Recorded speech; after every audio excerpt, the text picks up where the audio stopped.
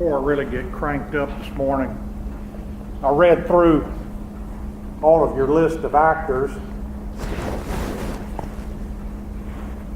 There were some names on there that I don't have a clue who they are. But then on the other side, I'm sitting there reading these things going, why don't these people speak up?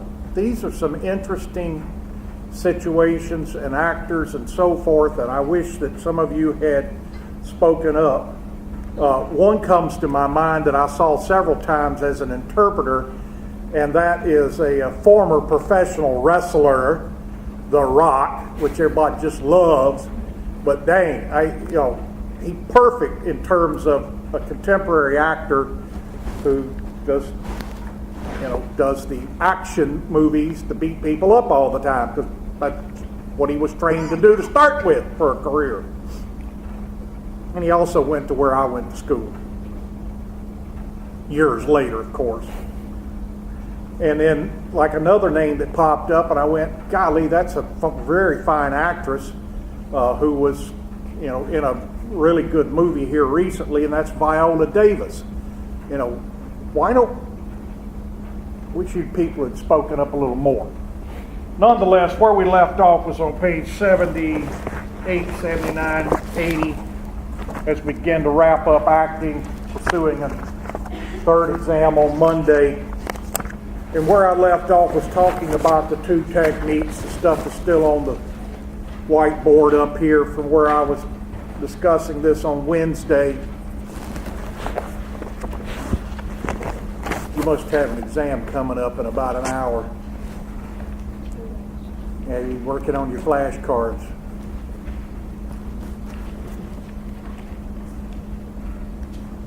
She goes, I get your drift. Like a sledgehammer to the nose.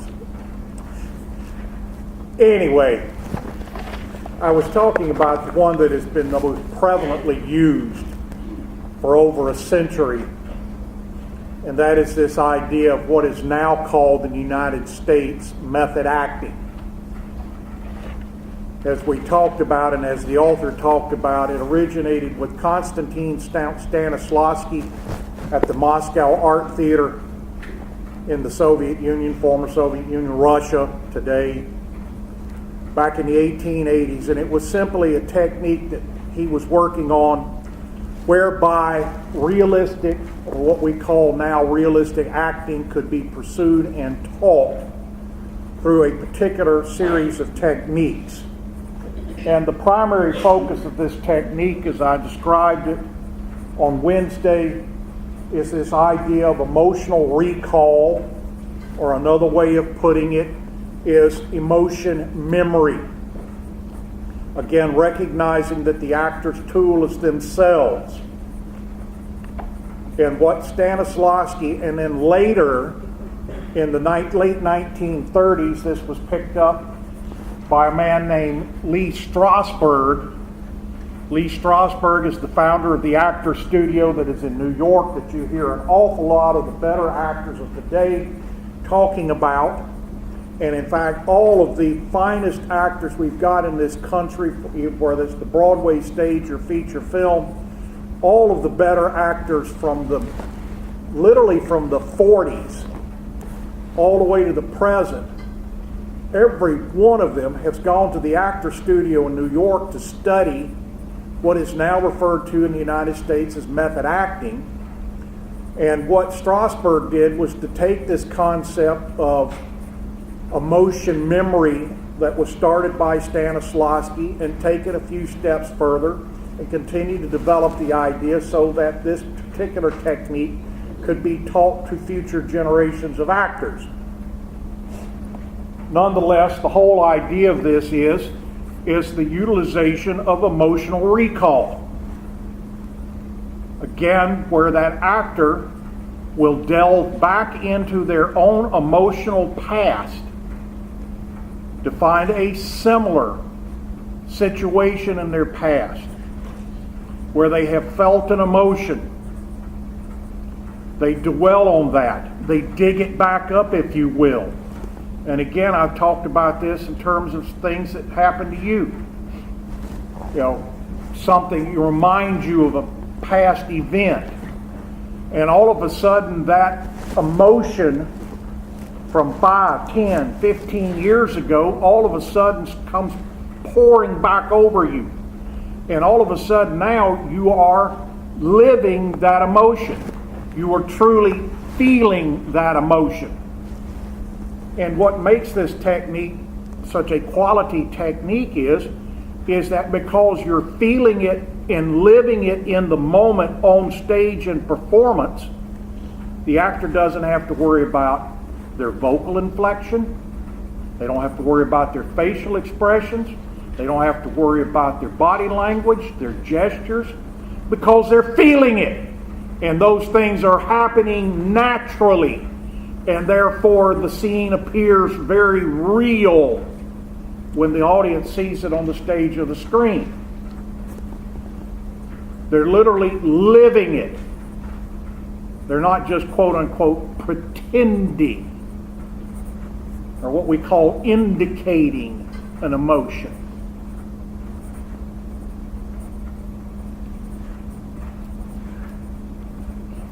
Now, with that said, in the 1880s, there was a man by the name of Vasily Meyerhold studying acting and performing with Konstantin Stanislavski at the Moscow Art Theater, who was again studying acting under Stanislavski and this new technique. And eventually, by the late 1880s and 1890s, he said, this is a lot of crap. This is a lot of psychobabble. And he broke away from Stanislavski and began working on a different technique that is now known as technical acting or external acting. Technical acting or external acting.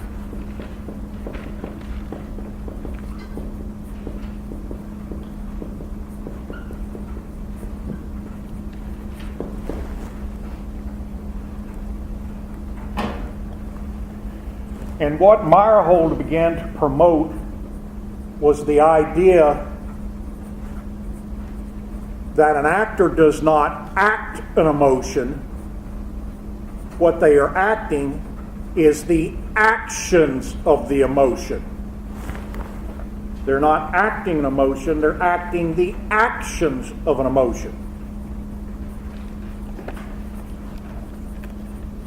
Now, what does that mean? Pardon me? Well, I'm going to explain it. That's why I'm here. You don't act an emotion, you act the actions of emotion. What Meyerhold believed was that you're just acting. And acting is action. And Meyerhold believed that the whole purpose of rehearsals was for the actor to discover the actions of an emotion. Now, since you stuck your foot in, all right, I'm going to come over and I'm going to get really angry with you and I'm going to yell at you and just get all kind of crazy with you. All right, what am I doing? Acting the actions of the emotion. Am I mad with you? No. Care less. But what I was doing was acting the actions of the emotion. What are those? All right. My voice went up in volume. My voice went up in pitch. I tensed up my body. I got a scowl on my face. And so what the actor is searching for in rehearsal then is the proper external manifestations of the emotion. The vocal inflection, the facial expression, the body language, the gestures. And some of you probably were sitting back there going, dear God, what did he do? You know, why is Graf fixing to rip his head off and hand it to him?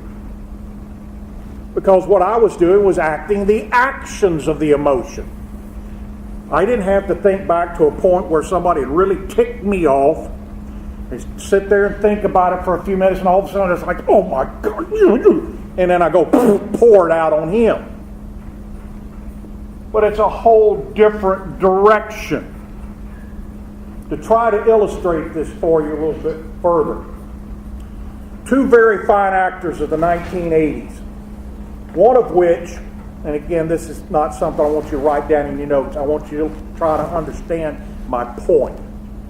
Two very fine actors. Actually, this was in the 1970s. One of them's dead, one of them's in his 80s now. But one of the actors was an English actor by the name of Laurence Olivier. He was considered in the 20th century to be the world's finest actor. He was an English actor. Played all of the major Shakespearean roles in London. Came to the United States in the 1930s and made some of the finest films that have been made in America. The other one was is an actor by the name of Dustin Hoffman. They made a movie in the 70s called The Marathon Man. You'll see it on The Late Show every now and then. You ought to catch it and watch it. You're going to see two really fine performances. The point here is this. I'll tell you the quick story and scenario of the movie. Dustin Hoffman plays a guy who is Jewish, and he is in real life, who managed to escape a Nazi concentration camp and immigrate to the United States. Olivier plays a Nazi doctor, more specifically a dentist, whose job it was to dig the gold fillings out of the Jews' mouths. They used that years ago for cavities. To dig out those gold fillings without Novocaine prior to these folks being sent to the gas chamber. Lovely job. He manages to escape Nazi Germany when they're defeated and winds up in the United States. Early in the movie, these two people run into each other. The escapee and the doctor, and they recognize each other. So Olivier pursues Hoffman to kill him before he tells the world this guy is a former Nazi and ought to be put in jail for the rest of his life, if not executed. There is a scene in this movie where Olivier is torturing Dustin Hoffman's character, and he has him tied to a dentist chair where he is using a drill on his teeth to torture him for the fun of it. Now, I don't know about you folks, but when I go to have my teeth cleaned, I can hear somebody back in the back, and you can hear that drill going, and it's like, oh, good. I don't even like the sound of it. The sound of that drill is enough to make me brush my teeth often. Nonetheless, torturing him. When Hoffman went to play this scene, he stayed awake for 72 hours. He didn't drink, he didn't eat anything, he didn't take a bath, he did nothing in terms of day-to-day care of himself, so that when he played this scene, he would look absolutely trashed from the torture. And when you see the scene on film, you're just like, oh my God, this is awful, gruesome. And the legend goes this way. When Olivier and Hoffman finished the scene, the legend is that Laurence Olivier walked up to Dustin Hoffman and said in his English accent, "My dear boy, why didn't you just try acting?" Now, what just happened between these two fine actors?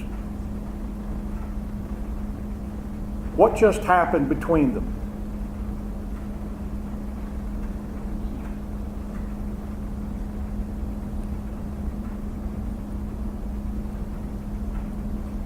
All right, let's start with this. What kind of an actor is Dustin Hoffman in terms of these two techniques?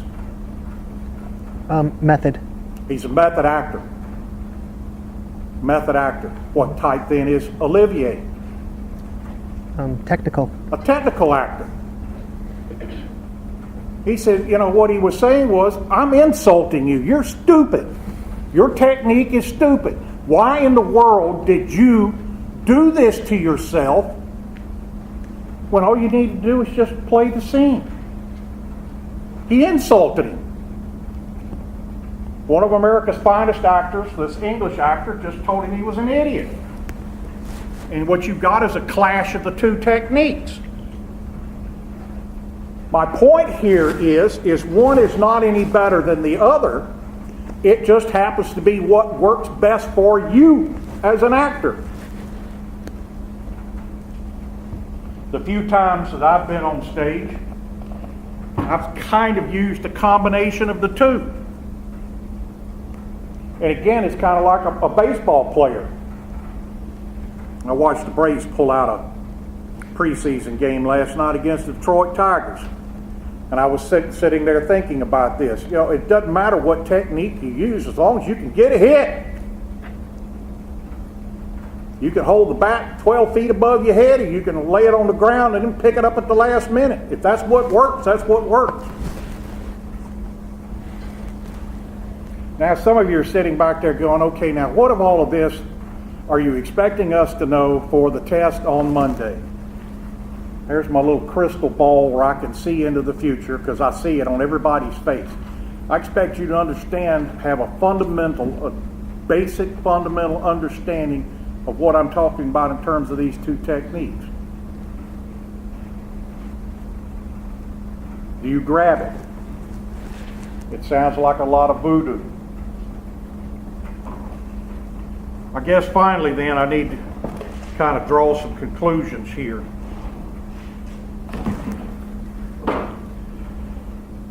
I don't care which technique an actor uses, but all of them, whether they're a method actor or a technical actor, or the other way we can look at it as an internal actor or an external actor. Again, one is working from inside, one is working from the outside. All actors have got to concentrate on three basic fundamentals of their acting technique. Three basic fundamentals of the acting techniques. And this really, applies to both of these techniques, regardless of which one an actor ascribes to. But one is indeed the physical. Now, what I mean by the physical: body control, vocal control. Vocal control. I mean, obvious, in terms of breathing, projecting.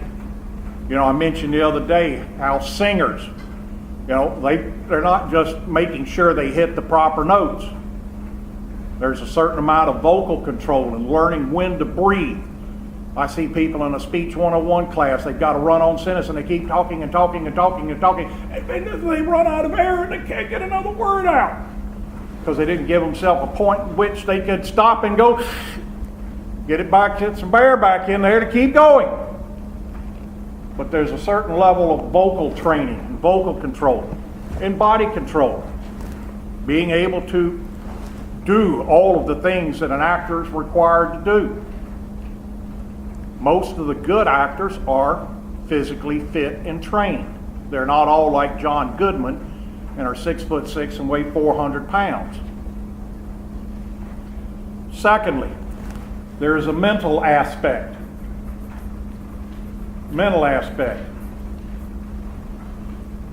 Character and script analysis.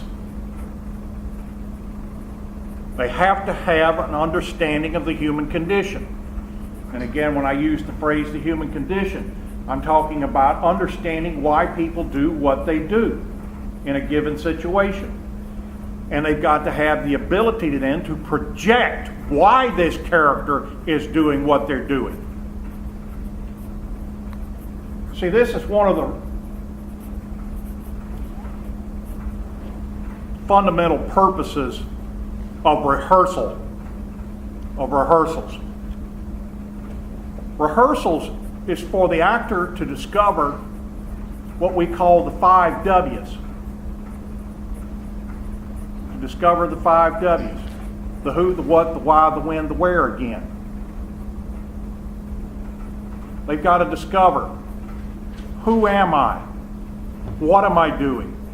Why am I doing it? Where am I doing it? When am I doing it? We talked about stage business.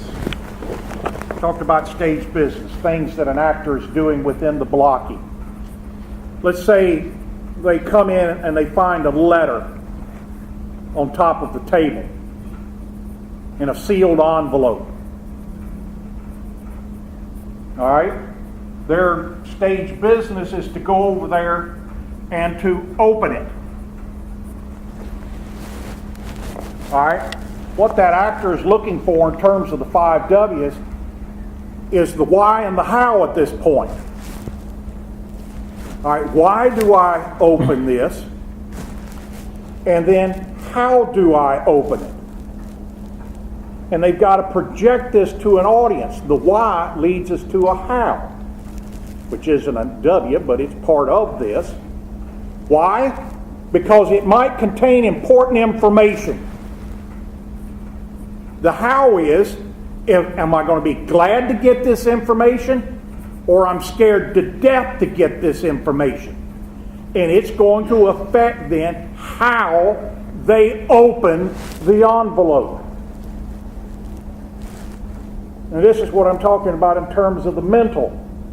Being able to analyze and to understand what is taking place here.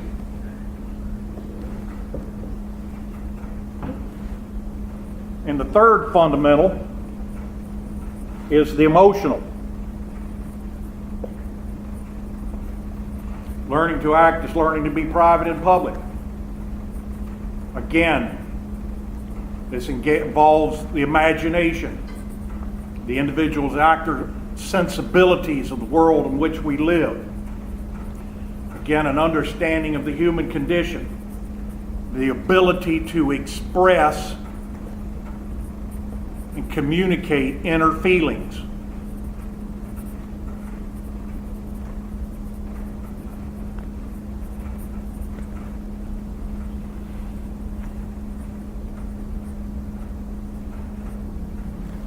The bottom line of all of this is in terms of the rehearsal process, why do actors need to rehearse? Well, you're going to say, well, they got to learn their lines. Well, yeah, they can learn their lines without ever having a rehearsal. They can just memorize it.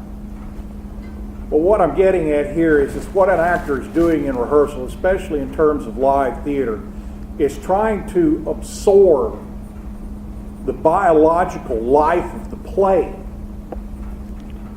What you're expecting as an audience when you're watching a play is you're expecting to see life taking place on stage. And life is biological. These are living, breathing individuals. And these actors have got to communicate who these people are. And what I'm driving at even further in terms of rehearsal is the actor is searching for their character's purpose in the play. Why is this character here? What is it that they're contributing to telling this story? And then beyond that, they're searching for that character's objective. What is it that they're trying to accomplish during the course of the action of the play? Their purpose and their objective. What is it that they're trying to communicate? What are they trying to achieve? Obviously overcoming the conflict, the obstacle in the play. But how and why?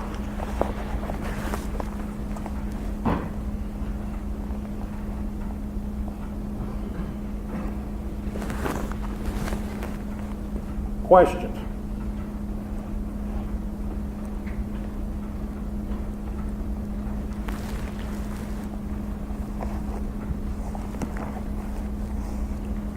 All right, exam on Monday. It covers what little I talked about in terms of playwriting. Covers directing. Covers what I talked about in terms of acting. I left us a little bit of an extended review period here this morning because of the fact that we were completely interrupted by 10 days of spring break.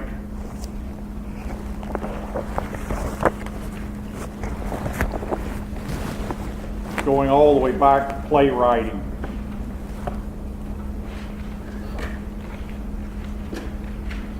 As you turn back in your notes, if you even can find them.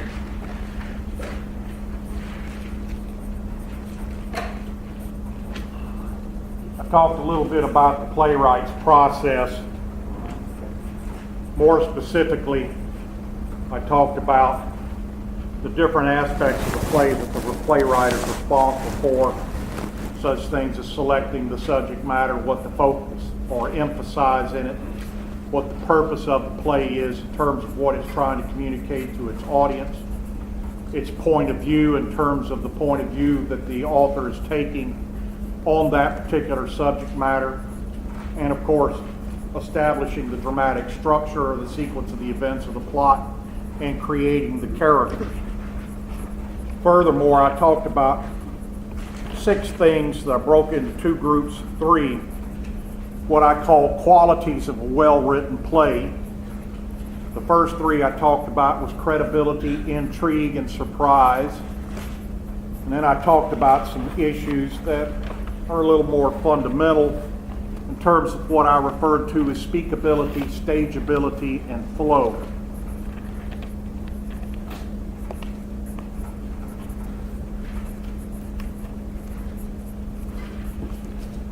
From there, I went to directing,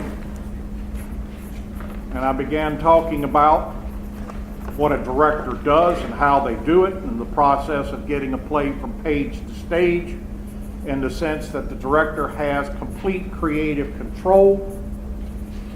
We started off talking about some fundamental things as to what would motivate a director to choose a particular play to produce or to direct, in terms of considering their audience, their ability to cast it, and what kind of budget that they have to work with.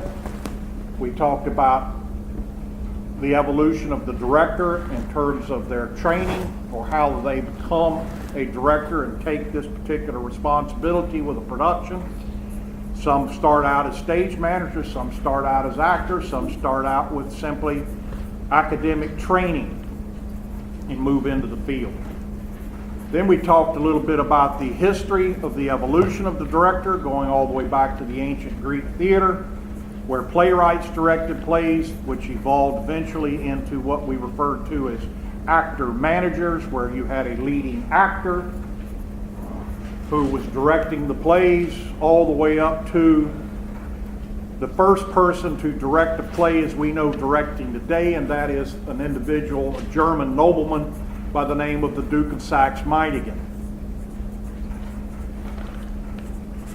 and how he revolutionized the job and the responsibilities of the director in terms of doing away with this idea of the star system, dealing with or insisting on long rehearsal periods, coordinating each and every aspect of the production in terms of scenery, lighting, costumes, all of this, coordinating it into an integrated whole. Beyond that, then we got further into the director's process and began talking about all of the things that they do even prior to establishing or having auditions, in terms of the research and analysis and studying the playwright and the time frame in which the play takes place, in terms of how that affects human behavior and so forth. We talked about the development of the prompt script. We talked about auditions, different types of auditions, what we call the cattle call or the cold reading or the interview. Then we talked about the rehearsal process, being a 7-step process of the read through, the blocking, the working, the run through, the technical, the dress, the final dress rehearsal. We talked about the responsibilities of the individual known as a stage manager in this process. We talked about some directorial terminology in terms of blocking and stage business.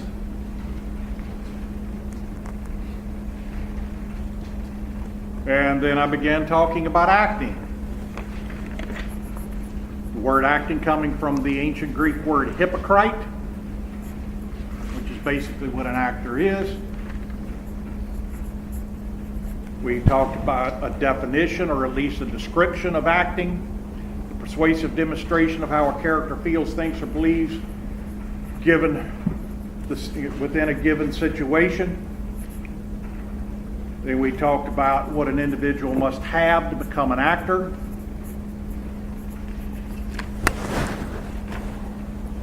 What they have to possess within themselves: adaptability, imagination, stage presence, powers of observation. We talked about what an actor is doing in performance in terms of concentration, relaxation, projection, collaboration, and trust. Then we talked about the two different techniques that are utilized today in terms of internal and external acting. And then obviously and finally this morning we talked about the rehearsal process and the purpose of the rehearsal process, and the fact that each and every actor, regardless of which technique that they ascribe to, must concentrate on the physical, the mental, and the emotional aspects of the performance.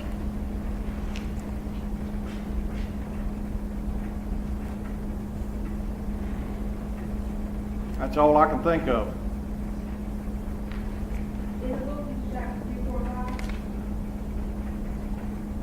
In the book, chapters, what'd you say?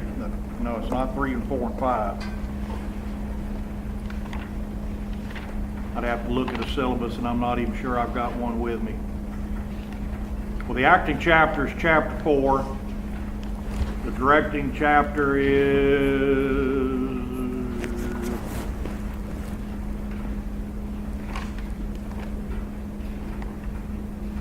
oh, heck. Yeah, chapter 5. And then some of the stuff on playwriting actually came from chapter 6, I believe it is.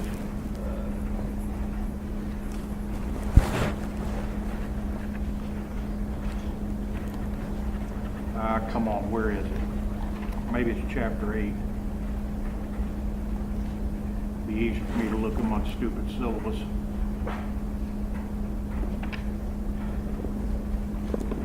Yep, there we go. Nope. Oh, come on, why can't I find what I'm looking for? Maybe it is chapter 3.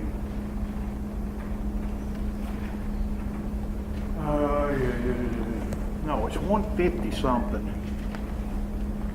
152. Nope, that's not it. Say what? On your syllabus it says chapter 6. Chapter 6? I thought it was, because I've got some specific pages listed there. Yeah, there we go. Yeah, it's chapter 6, somewhere around 132. Yeah. Yeah, 134, that sounds. Yep. 132, 133, 134, 135.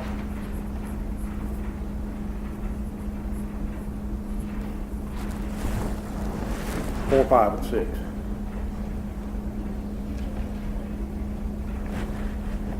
But again, most of this is what I said, not what I read.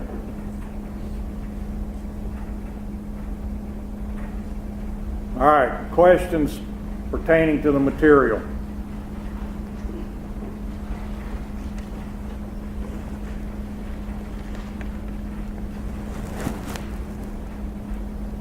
What was credibility? Credibility, meaning that what happens in scene 2 better make sense in terms of what happened in scene 1. That the actions that the characters take must be credible. And then stageability. Pardon me? Stageability. Stageability. This is understanding the logistics of producing a play, in the sense that how you get from point A to point B. Logistics of the play, the fact that the playwright has to be concerned with, okay, within the structure of the way this play is written, how are the scene changes going to take place? How are the costume changes going to take place? It's a little more pragmatic.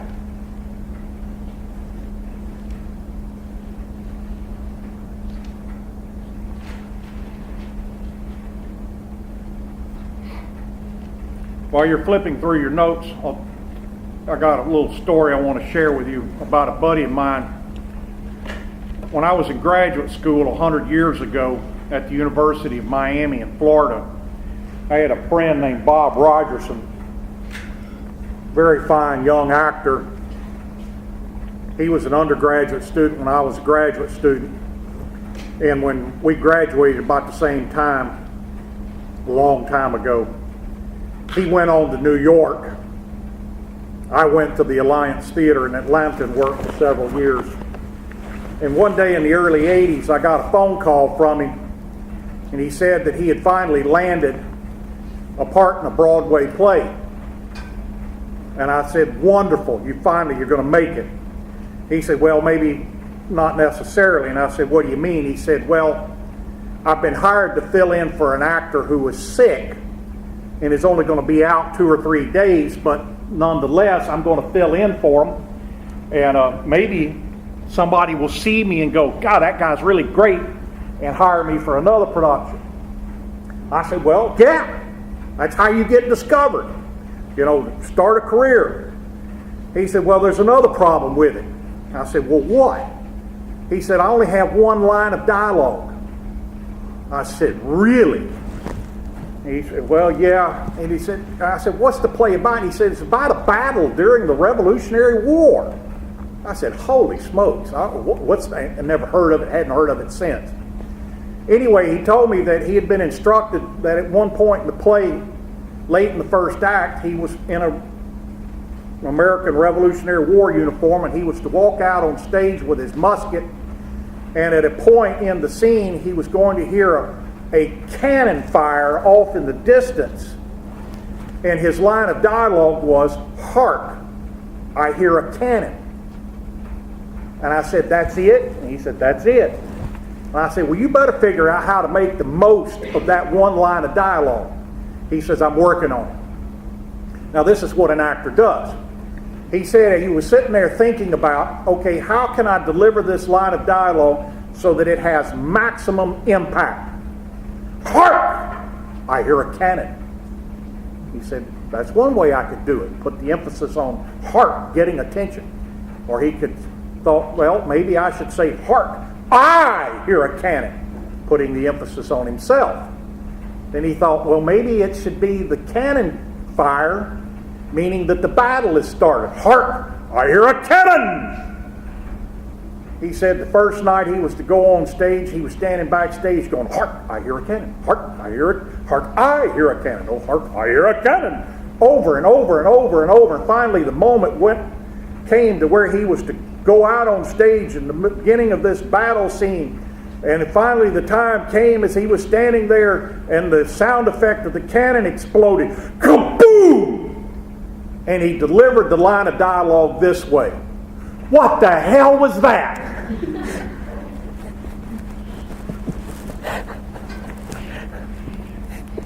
Bad theater jokes.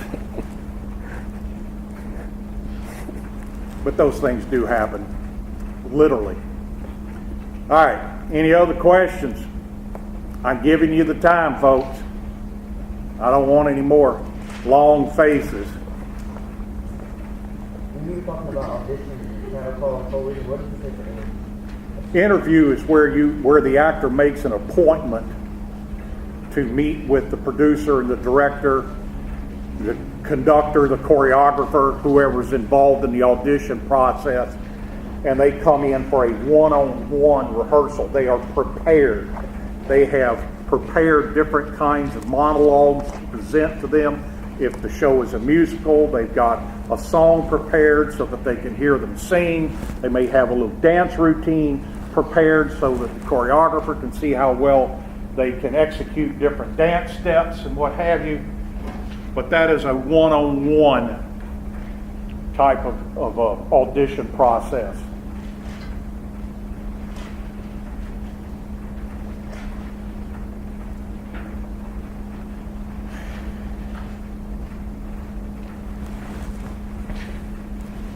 We know the difference between an interpreter and an impersonator. That has nothing to do with their technique. It has to do with only their ability. You can still try to be a method actor and be an interpreter, because you're executing the technique poorly. Simply has to do with describing actors in terms of their ability.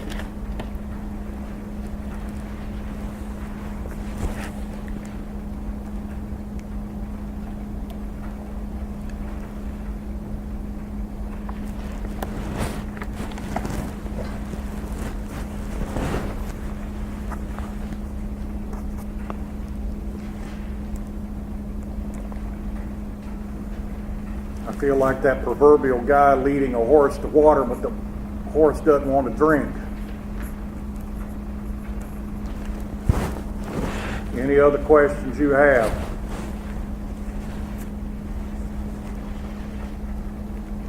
Well, you know the drill. Got seat assignment. You need something to write on top of and something to write with.